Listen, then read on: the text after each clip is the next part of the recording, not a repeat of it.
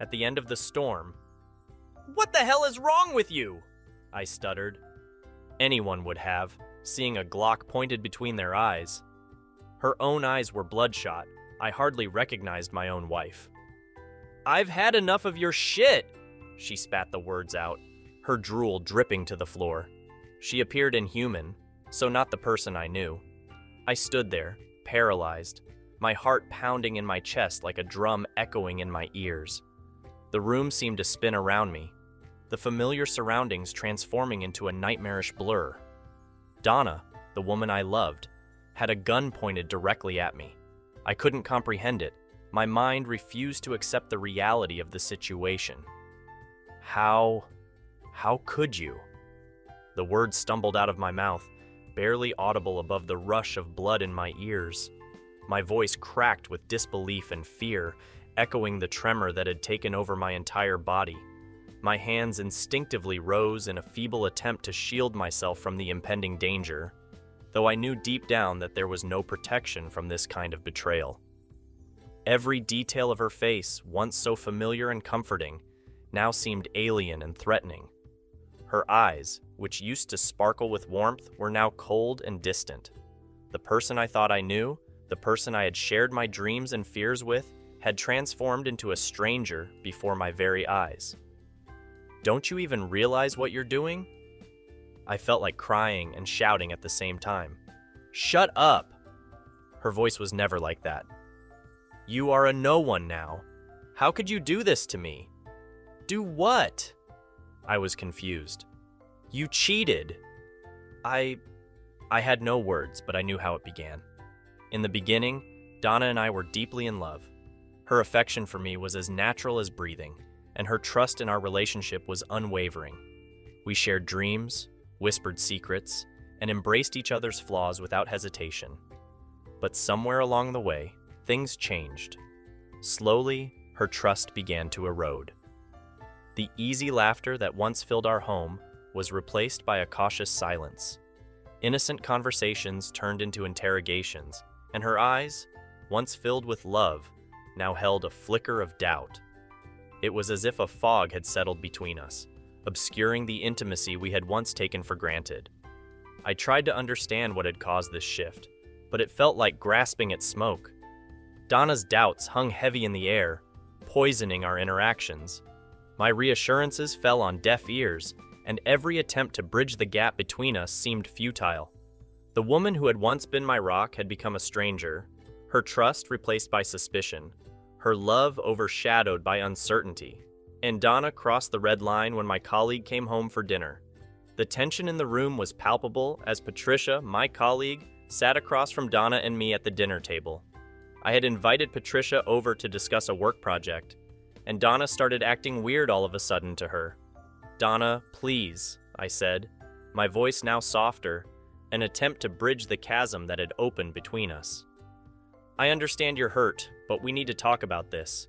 Accusations won't fix anything. Communication might." She glared at me, her eyes still filled with anger and betrayal.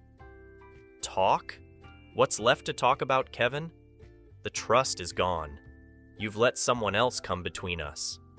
I took a step closer, desperate to make her see reason. "No one has come between us, Donna.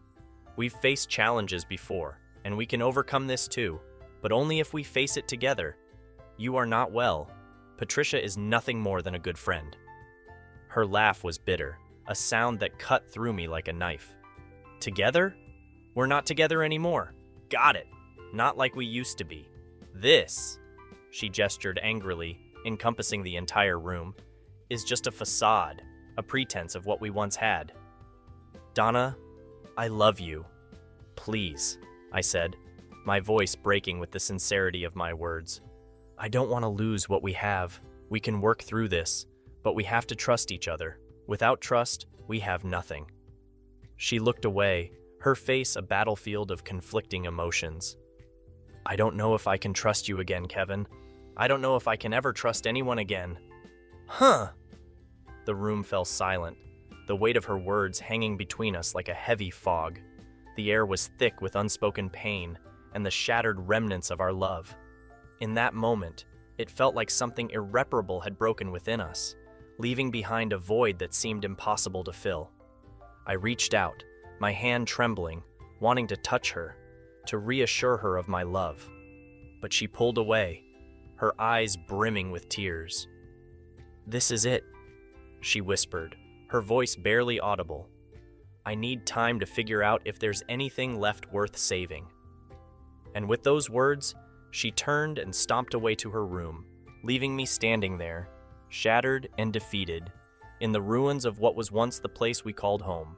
The next morning, taking a deep breath, I dialed the number I had found for the relationship therapist, John. My heart pounded in my chest as I waited for someone to pick up. After a few rings, a calm voice answered on the other end.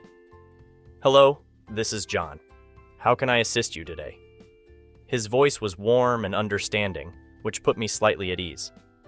"Hi, my name's Kevin," I stammered, my voice shaky with embarrassment. I'm calling to book an appointment for my wife and me." "Of course, Kevin. I appreciate you reaching out," John said, his tone gentle and reassuring. "It takes courage to seek help. Can you please tell me a bit about what's going on?" I hesitated for a moment, gathering my thoughts before speaking. "Well, my wife and we've been having a lot of issues lately," I confessed, my voice cracking with vulnerability. "Trust issues, accusations. It's gotten really bad and I don't want to lose her. I thought maybe talking to someone could help." "I understand how difficult this must be for you, Kevin," John replied, his voice filled with empathy. "It's a positive step that you're reaching out. Relationships can be challenging, but with the right support, they can also heal and strengthen." His words offered a glimmer of hope, and I felt a small sense of relief knowing that I was taking a step toward resolving the problems that had been tearing my marriage apart. Still, the embarrassment of having to admit our struggles to a stranger lingered, making me aware of my vulnerability. "Thank you," I managed to say, my voice more steady now. "I just want things to be like they used to, you know? We were happy once, and I miss that."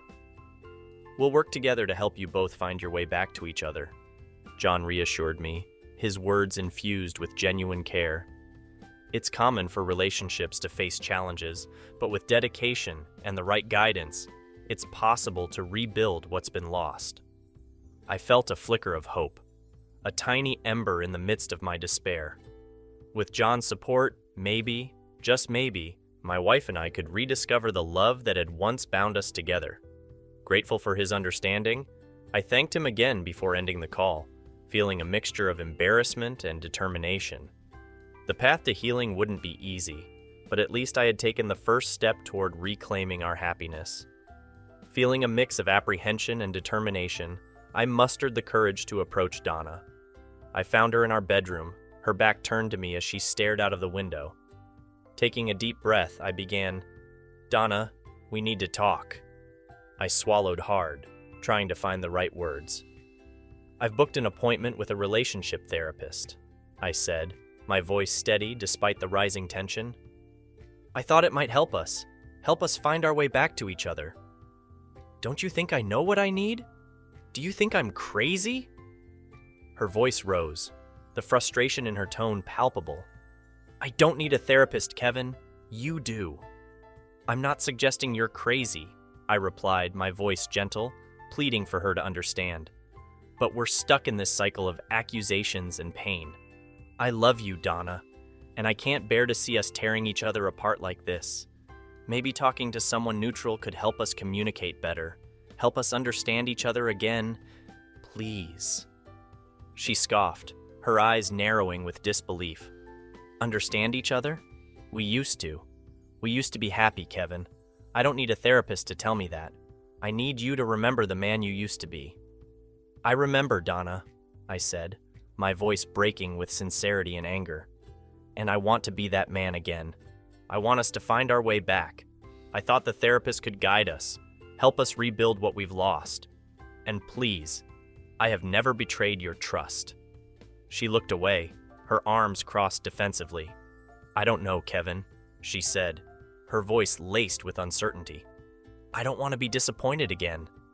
My heart ached at her words. I don't want to disappoint you either, Donna. I want us to heal.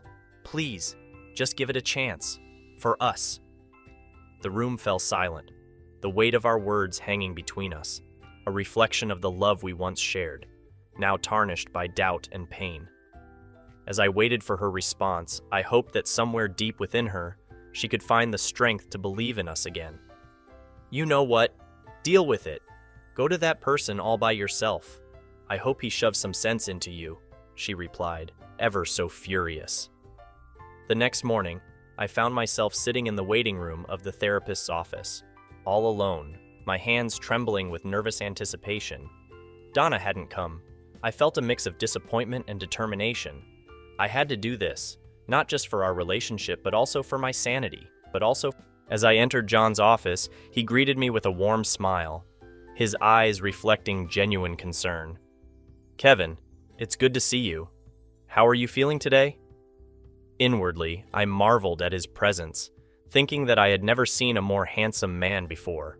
It wasn't just about his looks, it was the way he carried himself, the empathy that shone through his gaze. It was as if he had a unique ability to see beyond the surface, to perceive the struggles and emotions hidden within. I took a deep breath, trying to steady my voice, and something in me told me to let it all out at once. I'm tired, John. Tired of the accusations, the mistrust. It feels like I'm constantly walking on eggshells, waiting for the next argument to erupt. John nodded empathetically. It sounds incredibly draining. It takes a toll on both your emotional and mental well-being. Tears welled up in my eyes, and I felt a lump forming in my throat. I just want things to go back to the way they were. I want to feel loved and trusted again. His eyes softened, and he reached out to offer a reassuring hand on my shoulder. It's natural to want that, Kevin. Love is a powerful force, and it can mend even the deepest wounds, but it takes effort from both sides. Do you believe Donna is willing to put in that effort? I hesitated before responding, my emotions raw and unfiltered. I'm not sure anymore. I want to believe she is, but every time I try, it feels like I'm met with walls and accusations. I don't know how much more I can take. John's gaze held mine, a silent acknowledgement of my pain. It's okay to feel this way. Your feelings are valid. But remember, you deserve to be in a relationship where you're valued and trusted. Sometimes, that means making difficult decisions for your own well-being.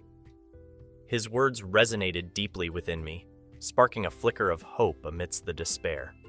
In that moment, I felt a connection with John, a shared understanding of the complexities of human emotions.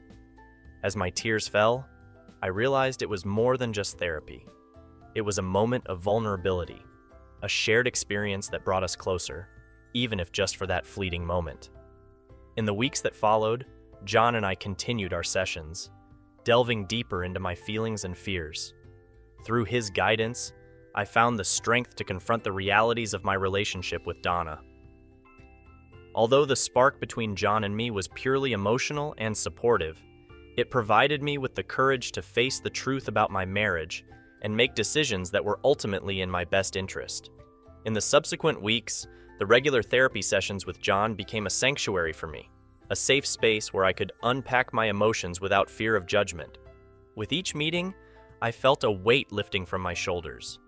John's insights and guidance became invaluable, offering me perspectives I had never considered before. His unwavering support gave me the strength to confront the issues in my marriage and, in some ways, accept the difficult realities. As the sessions progressed, I found myself looking forward to our conversations, the anticipation of our meetings becoming a source of comfort in the midst of the chaos at home. John's gentle encouragement and genuine empathy became a lifeline, pulling me back from the edge of despair. In his presence, I felt understood in a way I hadn't felt in a long time, and it was a balm to my wounded soul. Yet, amid the solace I found in our sessions, there were moments of confusion. I would catch myself lingering on the memory of his smile or the sound of his voice, my thoughts drifting in a direction I was hesitant to explore. I would quickly push those thoughts aside, dismissing them as mere reflections of gratitude and camaraderie. I didn't dare admit to myself the complexity of my feelings. The idea of being attracted to another man was a territory I had never explored, and it terrified me.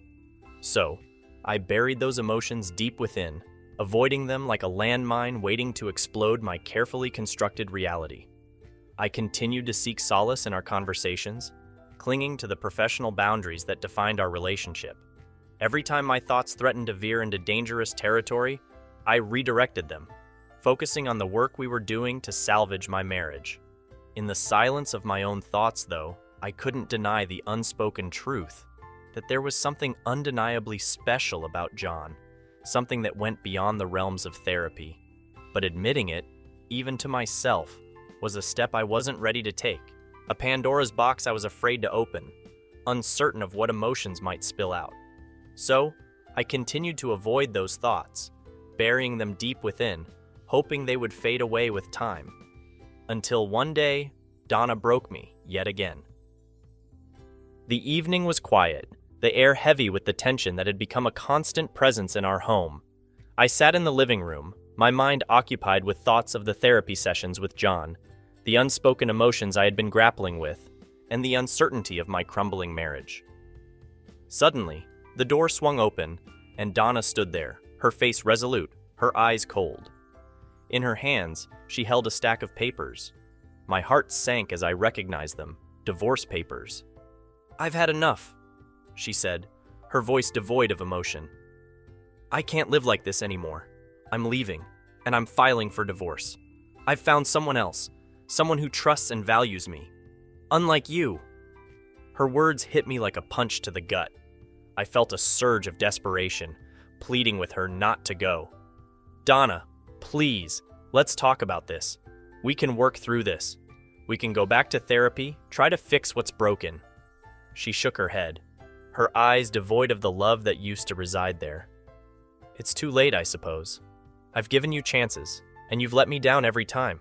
I can't keep living like this, always doubting, always questioning. I deserve more than this." I fell to my knees, my voice cracking with despair. "Donna, I love you. I'll do anything to make this right. Please, don't do this." But she remained unmoved, her expression hardening. "It's over. I've made my decision." Tears streamed down my face as I watched her walk away, the sound of the closing door echoing in my ears.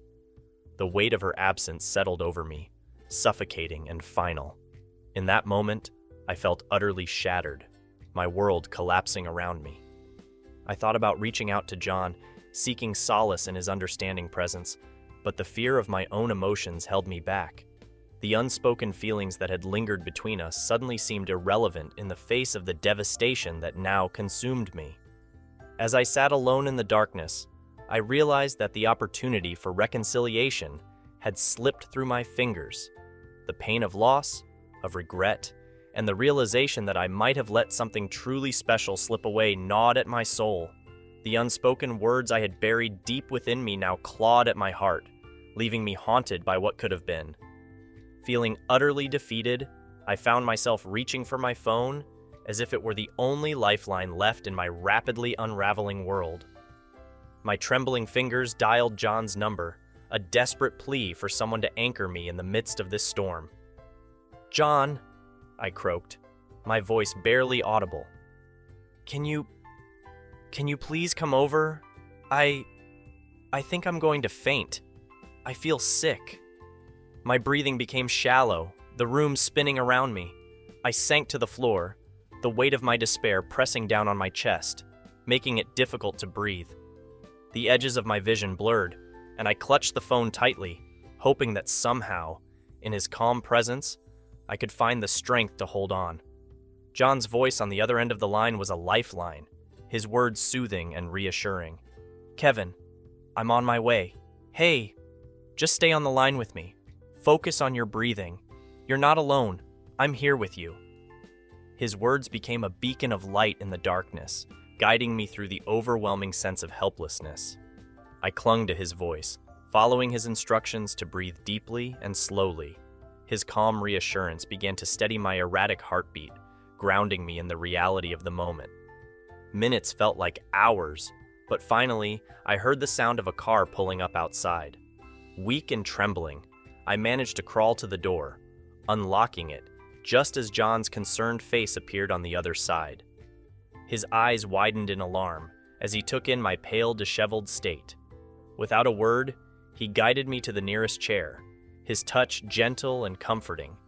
He checked my pulse, his expression filled with concern. "You've had an extreme stress reaction, Kevin. I'm here to help you through this. You're safe now."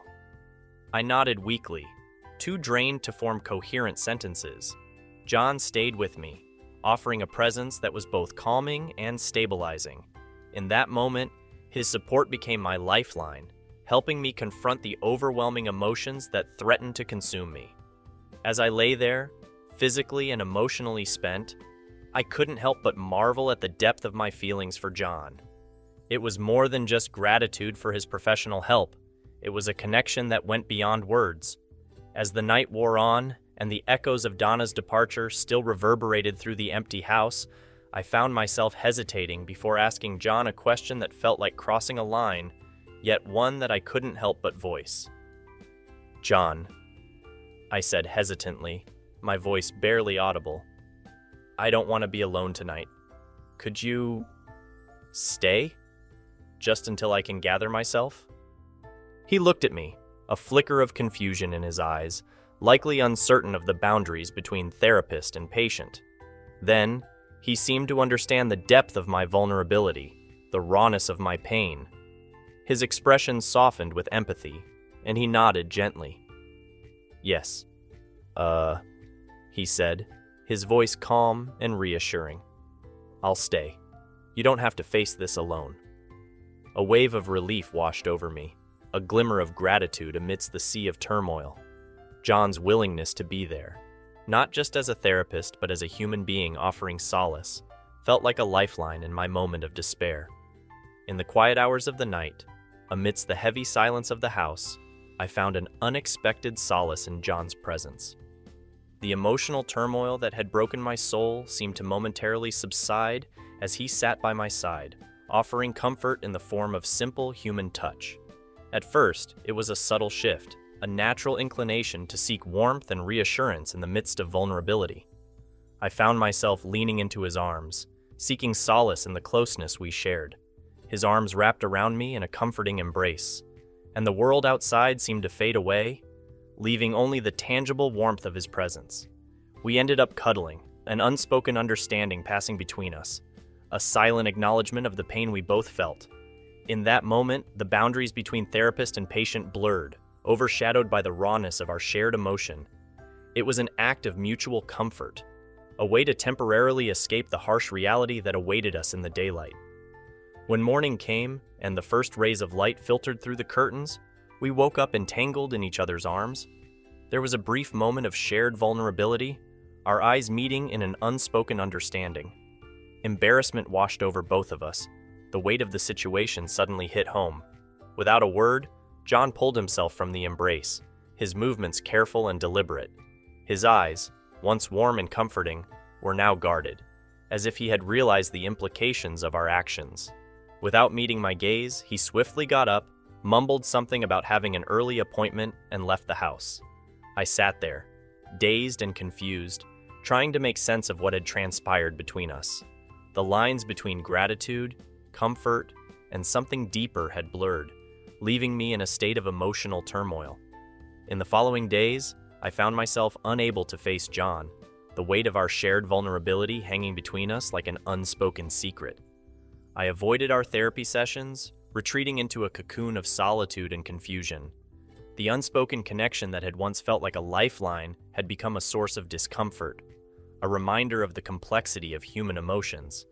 I needed time to process what had happened, to understand the boundaries that had been crossed, and to confront the feelings that lingered in the depths of my heart. He didn't call. It had been 6 days. Until today. It was John. His voice was unusually gentle, carrying a mix of determination and vulnerability. "Kevin, can we meet? I need to talk to you." Feeling a strange mixture of apprehension and curiosity, I agreed, and we arranged to meet at a nearby coffee shop, a neutral ground that felt safer than his office. As I walked in, I found him waiting at a corner table, his eyes searching mine for something I couldn't quite decipher. We exchanged pleasantries, but there was an underlying tension in the air, as if something significant hung in the balance. John took a deep breath, his hands trembling slightly as he reached out to touch mine. "Kevin, I need to be honest with you. I've been trying to deny my feelings, but I can't ignore them any longer. I've developed strong feelings for you, feelings that go beyond the boundaries of our therapeutic relationship." His confession hung in the air, the weight of his words sinking in. I felt a mix of emotions, surprise, confusion, and a strange sense of warmth that accompanied the knowledge that I wasn't alone in my unspoken feelings. "I don't know what to say," I admitted, my voice barely a whisper. John's eyes searched mine, his vulnerability mirroring my own. "I understand if this is too much. I just needed you to know the truth. I respect our professional relationship, and I would never want to jeopardize it. But I couldn't keep this to myself any longer." As I looked into his eyes, I saw the sincerity in his gaze, the depth of his emotions laid bare before me. And in that moment, I found the courage to admit my own feelings. "I feel the same way, John," I confessed, my voice filled with a mix of longing and trepidation. The air between us seemed to crackle with anticipation as our hands found each other, fingers intertwining in a silent acknowledgement of the connection that had formed between us. Slowly, hesitantly, our lips met in a tender kiss, a moment that felt both electrifying and strangely familiar, as if our souls had recognized each other long before our hearts had. In that stolen moment, I felt a rush of emotions, desire, fear, and a strange sense of liberation. The world outside seemed to fade away as our kiss deepened, a silent promise of the uncharted territory we were stepping into together. As we pulled away, there was a shared understanding in our eyes, a recognition of the complexity of our newfound connection. The path ahead was uncertain, but in that moment, all that mattered was the undeniable truth. We had found something extraordinary in each other, something that went beyond the confines of therapy and spilled into the realm of the heart. And as we parted ways, the weight of our unspoken feelings now given voice, I couldn't help but feel a strange sense of hope, a flicker of warmth in the midst of my shattered world. The end. Do you think marriage therapy should be necessary, regardless of marriage issues? Thanks for watching. Consider supporting us on Ko-Fi to become a part of our Rainbow Force and stay wholesome.